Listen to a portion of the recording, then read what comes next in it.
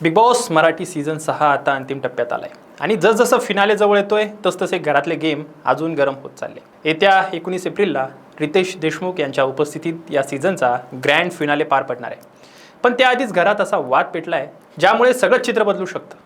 Mid weak एलिमिनेशनमध्ये प्रेक्षकांची लाडकी स्पर्धक रेवा हिला घराबाहेर जावं लागलं आणि तिच्या एक्झिट नंतर घरात भावनिक वातावरण निर्माण झालं।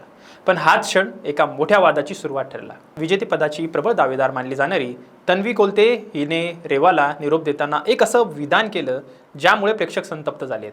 ती म्हणाली, या घरात आता फक्त खोटारडेपणा आणि धक्काबुक्की उरलेली आहे आणि माझ्यासारख्या चांगल्या मनाच्या मुलीला इथून जावं लागतंय।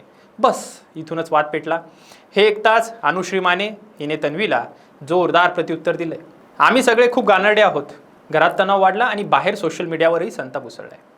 दरम्यान प्रसिद्ध कोरिओग्राफर वैभव यांनीही तन्वीवर टीका करत म्हटलंय, आजच्या एका विधानाने तन्वीनं स्वतःचं मोठं नुकसान केलंय। आता परिस्थिती अशी आहे की टॉप 5 मध्ये राकेश बापट, अनुश्री माने, तन्वी कोलते, विशाल कौटियन आणि दीपाली सय्यद हे स्पर्धक उरले आहेत।